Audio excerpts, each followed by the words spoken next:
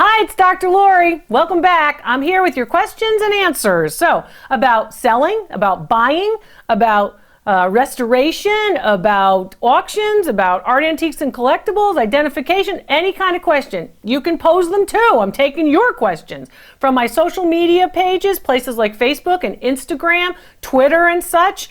Also, of course, if you want to write a question right here, in the comments section on YouTube, you can always do that. And always remember to share the YouTube channel with your friends. So here, let's get to our first question. All right. Hi, Dr. Lori. I wanted to ask this question because I don't know industry norms. So this person wants to know, what does the industry have to say? Should I sell my mother's stuff at an estate auction? That's her question. All right, let's talk a little bit about selling at auction. First of all, auctions work on your inventory. They don't have any kind of business without your inventory, right? They need the stuff to sell. Auctions do the work of advertising your inventory, right? You're not an auction house, so advertising your inventory is something that needs to happen. They get a percentage for that. They get some money for that. Now, a couple things that I want you to remember with respect to selling your stuff at a mother's estate auction, selling your mother's stuff at an estate auction. Remember, you're entering into a particular contract, right? So you want to think about, hey, how much am I giving up for them to do this other work? What other fees are going to be included in this? Added fees. Some people would say, oh, there are fees I didn't know about. Taking photography of your objects, shipping your objects, storing your objects, all different types of things, insuring your objects while they're under their particular domain. So you got to think about this stuff. How much more are they charging? Are you in a published auction catalog? A printed catalog, or are you on their online catalog, right? That people can actually look through.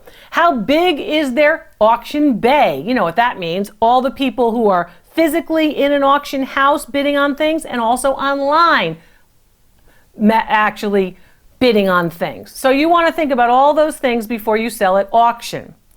Then we'll talk about aspects like reserves and other types of things, but you want to think about this. The other thing I hear from a lot of people is people will say, well, we didn't get that much from the auction. Remember, the retail market is different from the auction market, right? So if you see something selling, for example, priced at, right, selling for, that's different than auction value, which is also different from insurance value and such. So, I remember clients who would say to me, folks in my audiences, at my events, who are saying, hey, Dr. Lori, we had a big auction for my mother's stuff, and they didn't sell anything very, very high. I ended up fighting with my cousin, trying to outbid my cousin for my grandmother's quilt. It was a mess. And I've also heard people who will say, you know what? The auction was very successful for us. So you need to know that you're entering into a contract, and you need to know what all of the specifics are before you just say, okay, I'm sending everything off to an auction. Auctions also have a lot of ideas, a lot of things with respect to how to actually put things together, right? How to group particular objects for the best sale. And also remember that you want your auction to have some kind of online presence. Ask those questions and you'll be okay. Oh, every time that I do this segment, I have a different bowl, and I want to talk to you about my bowl. So this particular bowl is from my Aunt Chris's house, and I probably have told you many times that I'm from a big Italian Catholic family, and everybody lived nearby, across the street, down the road. My grandmother lived a couple blocks away, all of that. And this particular piece was right out of Aunt Chris's curio cabinet, and my Aunt Chris was the one who smoked like 12 packs of Camels a day. She was serious. Anyway, and she lived to be 98, so she knew something other people didn't know. But this piece is important because this piece it actually is a footed bowl, and it has silver. It's stenciled silver all the way around. They're very, very collectible and popular. The ones that are really expensive are not like this bowl. They actually would have silver inside and outside. On this particular bowl, you only have the silver in one area. And the feet kind of look like trunks of trees. So it's a kind of a cool bowl, and I used it for today's question and answer. So it dates to the middle years of the 1900s. What's it worth? Probably $45. All right, next question. Hi, Dr. Lori. Thanks so much for your channel. I think it's great. Well, thank you. I think you're great. What is your take on real gold not being stamped? I was told that some real jewelry is not stamped, like pieces from the 20s and 30s. Well, you know, a couple of things. There are a couple of reasons why, of course, jewelry may not be stamped. But let's ask this question first, and this is another question from my mother. My mother would say, "Who told you?" She'd say that all the time. And it was how, in my mind, I would get this idea of you got to know the source, you know? So the source is really important. So my question to this person who's asking this question is, who told you that it's not stamped from the 1920s and 30s? You'll see a lot of pieces of real and costume jewelry that actually is stamped from that time period. Now, how do pieces get unstamped or unmarked? Usually pieces, of course, that don't hold a registration mark or a particular assayer's mark. That's the mark 14K, 925 for sterling silver, 18K for 18 karat gold and such. So a lot of times if you have a piece and it is not marked, a couple of things may have happened. What might have happened? It might have been resized like a ring. So it once said 14K in the setting, but then it got resized, it got smaller, and when it was resized, that portion got cut away. That could happen. The other thing would be, in fact, if a piece has been repaired or if a piece has been worn a long time and then the actual mark gets worn away. Wearing it every day, it gets worn away. But it's very uncharacteristic for pieces to be actually unmarked, right? Now, you say, well, what do you mean uncharacteristic? I'm not saying that every piece has to be marked. I'm saying that there is a actual strategy, a status for these particular pieces to be marked. So if it's not marked, you should question it. And the other thing you have to remember is don't think everything has to be marked. So you're saying, well, wait a minute, Dr. Lori, I don't really get this. I thought everything has to be marked or everything doesn't have to be marked. It's just like paintings. Some pieces are marked and some pieces are not. You have to know how to identify the quality material to understand whether an unmarked piece is of high quality and of high value too. I'll teach you how to do it. Okay, next question. Hey, Dr. Lori, can a seller add more value to an item that's going to be sold in a territory where it has more perceived cultural or historic worth? For example, an antique ginger jar for resale in Malaysia versus for resale in Argentina. Okay, let me explain this question because I don't know how clear this really is.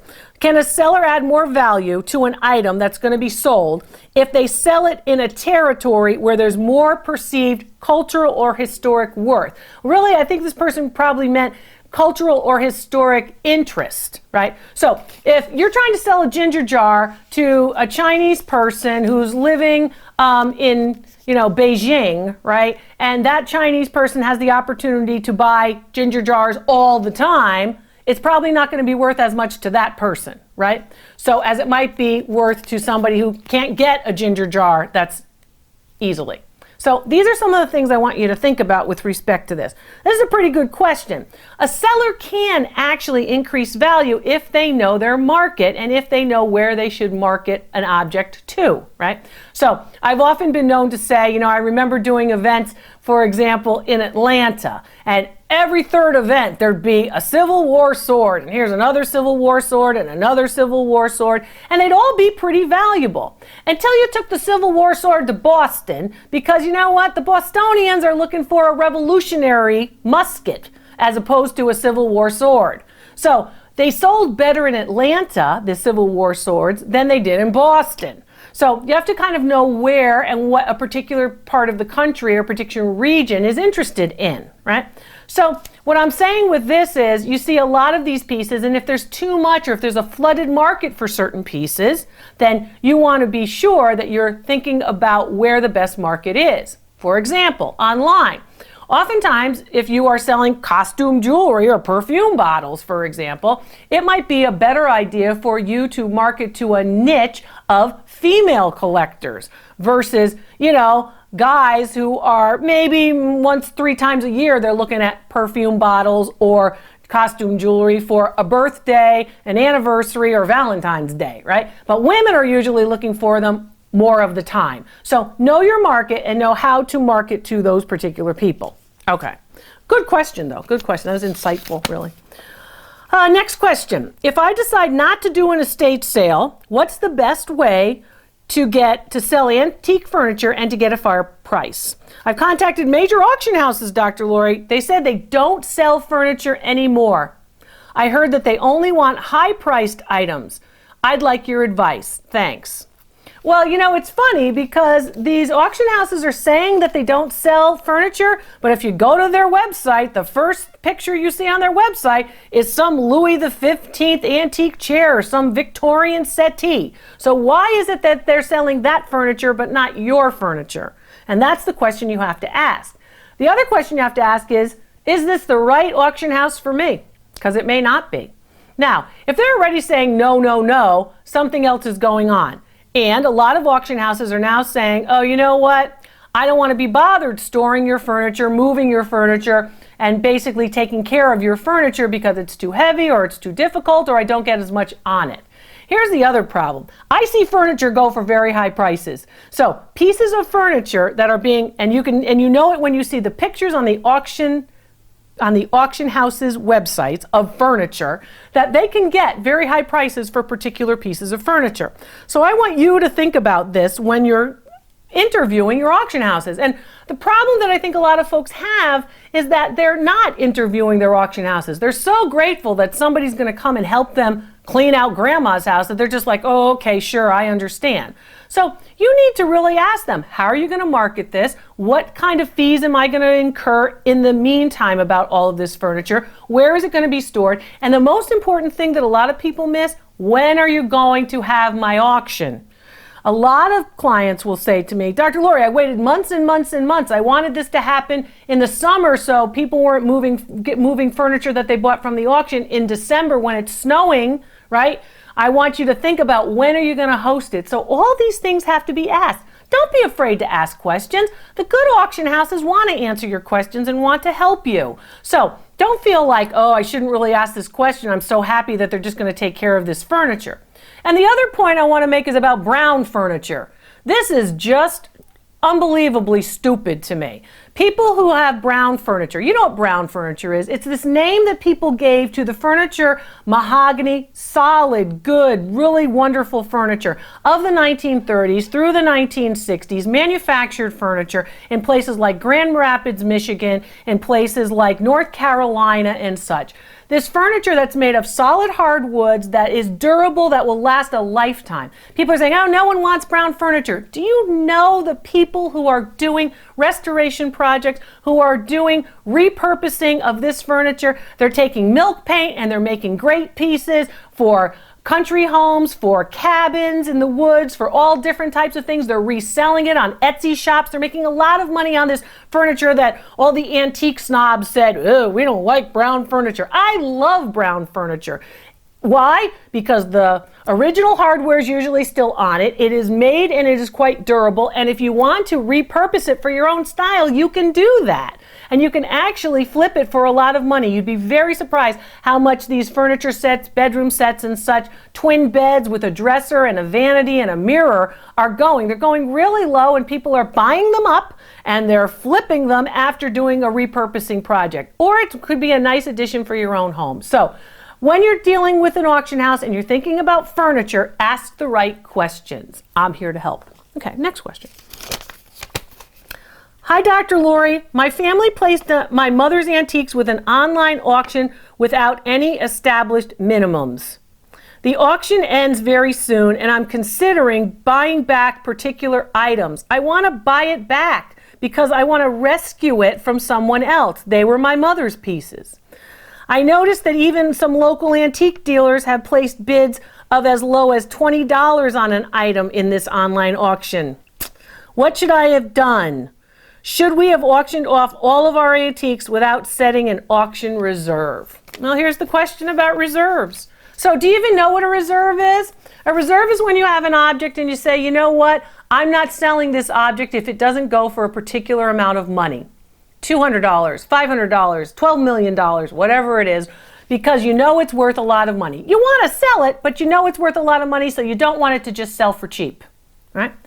Setting reserves are something that a lot of people who are auctioning off objects are afraid to ask for, and they're usually the objects that people are saying, you know what, the auction house will say, don't set a reserve because it actually makes people not feel like they are going to be able to afford your pieces. Well, in fact, you don't want to dissuade anybody. You want everybody to be happy and to bid up at your auction. But what ends up happening when you don't set a reserve is, just like this person, she'll go in on her online auction of her mother's own stuff and she'll start bidding it up. So, you know, basically what you're doing is you're now starting to bid the piece up, which gives the auction house more money in the percentage, the part of the money that they get as a buyer's premium or a seller's premium.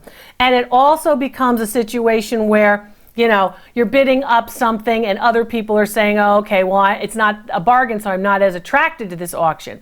When you do that, a lot of people become discouraged from that auction, and sometimes they click and go somewhere else. So you've got to think about that. In terms of it, setting a reserve is always a good idea for those pieces that are over a particular ceiling, a price ceiling. So what does that mean? If you think, oh my gosh, I have to get $500 out of this particular piece, if I don't get $500 on it, I'd rather keep it, set a reserve. And don't worry about people saying, oh, there's too many reserves, because the people who really realize how valuable these things are going to actually meet your reserve and probably exceed it. Here's the hard part. You've got to get people to that auction. So you've got to advertise it everywhere. And I mean everywhere. It's like when your parents said, you know, when I was finishing up at the University of Michigan and I hated law school and I left law school and I had to get a job, what did my father say to me? Tell everybody you're looking for a job. Everybody. Tell everybody you're having your mother's estate auction. Everybody. And it's important for you to do it. And don't worry about it. I want it on your social media. I want it in your church newsletter. I want it everywhere. I want it places that you would think, I'm really going to advertise this? Yes, you are. Everywhere. And you're helping the auction house too. You're working in tandem. You want to make sure that you get everybody to that particular piece. Send out emails, do a blast, all that stuff. It's going to be important and you'll be happy you did. Next question. Is it common for artists to sign their name differently throughout their career? Well, yeah, it really is. Very common. I think of an artist from the Pennsylvania Impressionist School of landscape painting in the early part of the 1900s until about the 1950s. His name was Walter Emerson Baum. And a lot of you know him because he was very prolific. He painted a lot of paintings. So Walter Emerson Baum, or W.E. Baum, signed his name different ways. And I've done a lot of work on the Pennsylvania Impressionists and curated exhibitions and ran galleries and such about, of course, the Pennsylvania Impressionists. And Baum was pretty interesting. And, you know, in the early days when I was writing, of course, about artists like Baum, one of the things I wrote about was on the internet, right? And I wrote a biography and other information about his work and how his work was moving up in value. And in fact, Walter Emerson Baum's work was written on my website, and a gallery that was trying to market his work cut and paste all my information and plagiarized, basically, posted it on their website, and then said, well, you know, we agree with Dr. Laurie because, you know, Walter Emerson Baum was a very great artist, as she says, and interestingly enough, she knew him personally. Well, this is where you have to be careful, because I didn't know him personally. He was dead in 1954, and, you know, I'm in 1956. He was dead in 1956, and I'm not even born yet. So basically, be careful about what you read on some of these websites. Know the source and make sure the source is credible. But getting back to this question about signing names differently, Walter Emerson Baum used to sign his name all different ways at different times of his career. He'd sign W.E. Baum at one point in his career. He'd sign Walter Baum at another part in his career. Sometimes he would date the piece under date the painting under his signature. Sometimes he wouldn't date it. Sometimes he'd just put a apostrophe and then 51 for 1951. Sometimes he'd write out 1951. You know, it's all different. This helps you to identify whether or not the artist is in fact, right, working at a different time period, right? So yes, it can still be the artist's work. That reminds me of another time. I was working at the Yale University Art Gallery, and we were sent to Long Island to to Willem de Kooning's house. And Willem de Kooning is still alive, very, very old, very upset, doesn't like any of his old paintings, and he's starting a big bonfire. He's basically going to ruin them all, so we don't take them to, in fact, the art gallery. So we're in a truck. I'm in a truck. I don't know. I'm 26, 27 years old. I'm in a truck, and I'm coming from the Yale Art Gallery with an exhibition of all of these de Kooning paintings, millions of dollars each painting. I mean, no kidding around. A lot of cash in the back of the truck in paintings. So Willem de Kooning is there, and he's got this big bonfire. He wants to throw everything out. So they tell us, send the truck back to New Haven. A lot of those pieces were unsigned. So someone asks, well, if they're unsigned, are they as valuable? I'm like, of course they're as valuable. So remember, even those pieces that are unsigned or signed differently from what you expect can be valuable. Artists will sign their names different times at different ways at different times. Next, let's see what's next. Hi, Dr. Lori. Thanks for posting all this information about wicker furniture. We have a set from the 1920s that someone in our family painted white in the 1960s. So it's from the 1920s. They painted white in the 1960s. I'm curious, does painting authentic wicker, vintage wicker, devalue it? Okay, so the painting is now vintage because it was painted in the 1960s. So you've got to think about that. I'd need to see it to know its value now. But I have been known to say, if you're not Picasso, don't repaint it, right? So don't be overzealous repainting things. But with wicker furniture, it's really pretty common for people to repaint everything, right? So repainting it may not have impacted the value negatively. It depends on how good a job you did repainting it in the 60s. It also depends on how it looks now. Was it left outside year after year? Is it really all damaged? Is the wicker coming apart? The construction of the wicker is going to be most important, and then the paint is going to be important after that. But to make sure that it's not coming apart, that pieces aren't, of course, breaking apart, that it's stable, that the structure is strong, is all going to be relatively important. So again, knowing whether or not you have that in terms of value, it will impact value, but it could impact it negatively or positively. So be aware of that. I'm not big on repainting, but sometimes with wicker, you will see it repainted. If you are going to repaint your wicker, a couple of things. Be a purist. The colored wicker doesn't sell as well. In the 1980s, everything was green. Remember the green tufted chairs of green leather? Remember, the maroon leather of that time period, the green wicker. White wicker, light blue wicker doesn't sell as well. Wicker usually is either its brown natural color or white. So be aware of that. Turn it over so we can see. When the appraised value of an item is known, how does the seller determine the list price? Should you price it above or below that value? I have a lot of articles on my website at drloriv.com, on my blog and such, and also in my research category on my website about these types of questions and about this particular topic. My appraised values are based on actual sales records. Okay? So if you get an appraised value, it should be based on an actual sales record. So the question was, when the appraised value is known, so you know that the perfume bottle is worth $100, just hypothetically, how does the seller determine the list price or the price they want to sell it for? Well, the question is, do you want to sell it for $100 and get retail price, or are you willing to let it go at half price? And do you want your potential buyer to know that you're letting it go at half price to attract more sales? What do you want to do? So your final goal is going to be relatively important as well. I would say that with respect to a piece, you always want to try to get retail price, right? Somebody else is paying $100 for it to someone. Why shouldn't they be paying $100 for it to you? So I would say that. Remember, appraised values, and this is different because everybody says, oh, well, that's what it's selling for. That's what it's priced at. You want to think about an appraised value as being the retail value somebody actually paid for it. Don't confuse it with insurance value because that's replacement value.